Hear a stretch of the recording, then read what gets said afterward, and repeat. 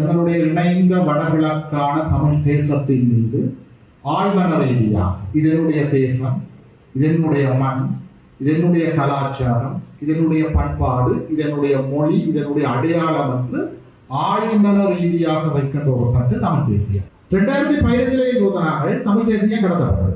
அந்த தமிழ் தேசியம் கடத்தப்பட்டு வந்தபடியாக தான் இன்றைக்கு தமிழரசு கட்சி ஏக்கிய ராட்சிய யாப்பை நிராகரிக்க வேண்டிய ஒரு நிலைமைக்கு வந்திருக்கு.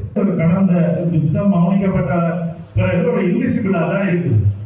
அதை விசிபிள் ஆகிறதுக்கு என்னென்ன நடவடிக்கைகளை நீங்கள் எடுக்கணும், நாங்கள் எடுக்கணும்ன்றதை ஒரு சுய பரிசோதனை செய்றீங்களா? இப்ப பார்க்க போனா மக்களை தமிழ் தேசியத்திலிருந்து நிறைய கொண்டு போகக்கூடிய செயற்பாடுகள் இடம்பெற்று கொண்டு இருக்குது. பல விஷயங்கள் இடம்பெற்று தான் இருக்குது. தமிழ் தேசிய உணர்வை ஊற்றுறதுக்கான செயற்பாடுகளை அரசியல் தாண்டி, தேர்தல் கால மேடைகளை தாண்டி என்னென்ன நீங்க செய்திருக்கீங்க இதுவரைக்கும்? இது எதிர்காலத்தில் இந்த பிரச்சனையை எப்பயாவது நீங்கள் உணர்ந்து கொண்டீங்களா? எதிர்காலத்தில் இருக்கிற யோசனைகள் வச்சிருக்கீங்களா? ஒற்றையாட்சிக்கு உட்பட்ட ஒரு சிந்தனையை நீங்கள் தேசியக்கு கொண்டு வரது அர்த்தமே கிடையாது. அப்படி என்ன நாங்கள் அரசாங்கத்துக்கு ஆதரித்து கொண்டு போகலாம். அதைத்தான் நாங்கள் முதல் கட்டமாகவே முன்வைச்ச ஒரு நிபந்தனை என்றால் அதுதான் நிபந்தனை. ஒற்றையாட்சியே இருக்கே சமஷ்டியாக சமஷ்டிக்கு தான் நானே கொடுத்த நீங்கள் சமஷ்டி யோசனைகளை கொண்டு வரோம். அதில் ஒரு ஒளிவுமறைவும் இருக்கவும் கூடாது. சமஷ்டி என்ன சமஷ்டி தான், அதை வெளிப்படையாக நாங்கள் வெளியிடக்கூடியதாக இருக்கோம். அந்த அடிப்படையில் நாங்கள் எப்போ நாங்கள் தயாராக இருக்கோம்ன்றது தான் நாங்கள் சொல்கிறோம். தமிழரசு கட்சி இதுவரைக்கும் தங்களுடைய யோசனை எதிர்ந்ததை இதுவரைக்கும் யோகமாக அறிவிக்கவில்லை. ஊடகங்கள் ஊடாக பார்த்த இடத்துல தான் நாங்கள் அறியக்கூடியதாக இருக்கு. முதல் கட்டமாக அந்த ஏக்கிய ராஜ விஷயத்தை நாங்களாகவே கைவிட்டதாக நாங்கள் இப்போ அறிவிச்சிருக்கிறது. மற்றது அந்த ரமேஷ் பி சில்வாவுக்கு கொடுத்த யோசனை அப்படித்தான் நாங்கள் சிந்திக்கிறோம் என்ற கருத்து வெளிவந்திருக்கு. ஜனநாயகத்தின் தமிழ் தேசிய கூட்டணி இதுவரைக்கும் தங்களுடைய யோசனைகளை பற்றி ஒன்றும் சொல்லவில்லை. ஆனால் அதையும் கூட்டமைப்பாக ரமேஷ் பி சில்வாண்ட இதில் உண்டாக இருந்தது. சிலருடைய அதையும் அதை விரும்பக்கூடும். அல்லது பேரவையின் யோசனைகளை பற்றியும் அதை சிந்திக்கிறதுக்கு தயாராக இருக்கக்கூடும். ஆனால் அவை இதுவரைக்கும் தங்களுடைய பக்கத்தில் எந்த ஒரு யோசனை குறிப்பாக சொல்லவில்லை. சொல்றதாக இருக்கலாம், சொல்லாமலும் இருக்கலாம்.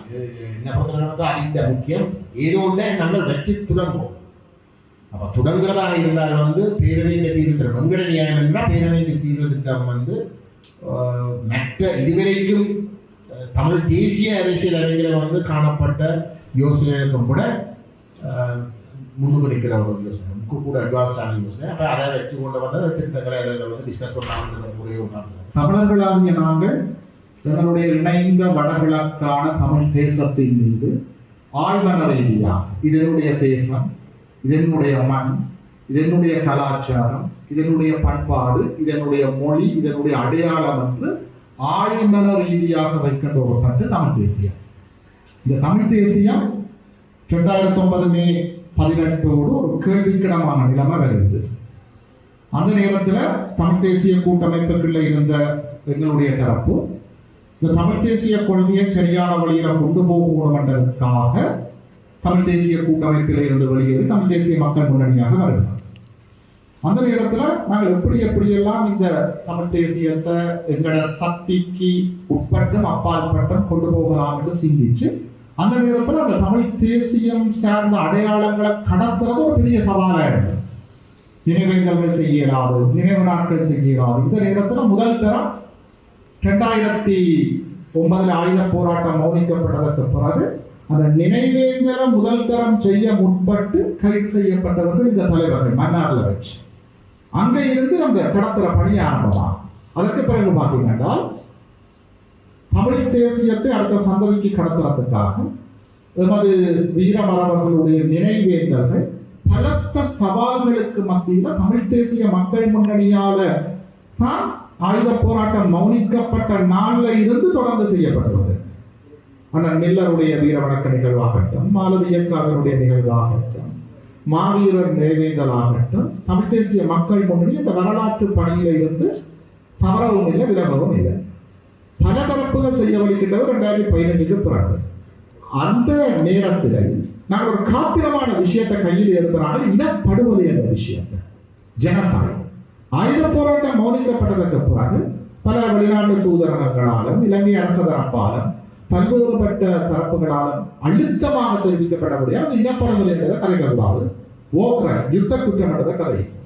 ஆனால் இல்லை, நடந்தது இனப்படுகொலை தான். இதுக்கு ஒரு சர்வதேச விசாரணை தான் தேவை.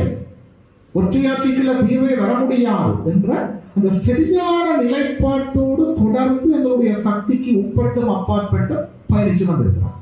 நாங்கள் எடுத்த முடிவு, நாங்கள் பிழையான இடத்துல இருந்து வெல்றதை விட சரியான இடத்துல இருந்து தோற்றாலும் பரவாயில்லை. நாங்கள் 2010 தோத்தினாங்க, தமிழ் தேசியம் கடத்தப்பட்டது. 2015 தோத்தினாங்க, தமிழ் தேசியம் கடத்தப்பட்டது. அந்த தமிழ் தேசியம் கடத்தப்பட்டு வந்தபடியாக தான் இன்றைக்கு தமிழரசு கட்சி ஏக்கிய ராட்சிய யாப்பை நிராகரிக்க வேண்டிய ஒரு நிலைமைக்கு வந்திருக்கு. அந்த தமிழ் தேசியம் கடத்தப்பட்டிருக்கார்கள். இன்றைக்கு தமிழரசு கட்சி ஏக்கிய ராட்சிய யாப்பை நிராகரிக்க வேண்டிய ஒரு நிலைமைக்கு தள்ளப்பட்டிருக்காங்க. இரண்டாவது சரியென்று தான் நிறுவப்பட்டிருக்கு.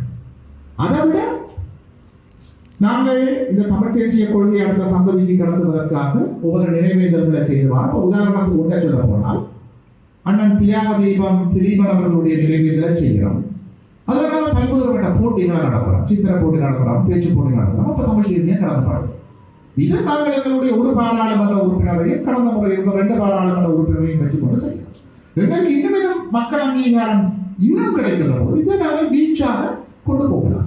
உதாரணத்துக்கு சொல்ல போனால், இன்றைக்கு நாங்கள் உங்கள் அனைவரையும் நீங்கள் சந்தித்தது கூட நீங்கள் கேட்ட கேள்விக்கான விடைக்கு ஒரு பகுதி தான்.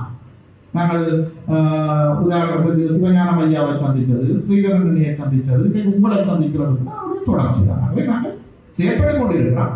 இதில் இருக்கிற குறைமுறைகள் அல்லது நாங்கள் எப்படி இன்னும் வீச்சாக செயற்படலாம் என்றதை நீங்கள் சொன்னால் நாங்கள் செய்து செயற்படலாம். அதே இது வெறுமனே எங்களது பணி என்று இல்லாமல் நாங்கள் அல்லது நேரடியாக என்னுடைய சொற்பிலும் சொல்லுங்கள். நான் விமர்சிக்கிறது வந்து அது ஒரு இந்திய முகவர் என்ற நான் பிறப்பை பயன்படுத்துகிறது. இதில் என்னுடைய கேள்வி என்னென்றால், அப்போ எதிர்காலத்தில் இந்த முயற்சியை வந்து நாங்கள் தொடங்குவாங்க.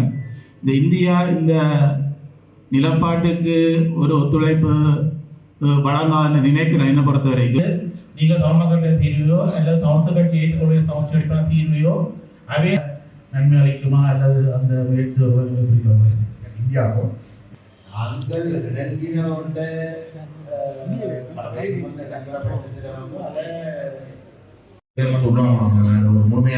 முழுமையான ஒரு அரசியல் யாப்பாக வந்து மாற்றுறதுக்காக வந்து அவங்கள்ட்ட கருத்தை உருவாங்க. நாங்கள் அதிலேயே வந்து குறிப்பிட்டிருந்தோம். நட்டது 2வது வந்து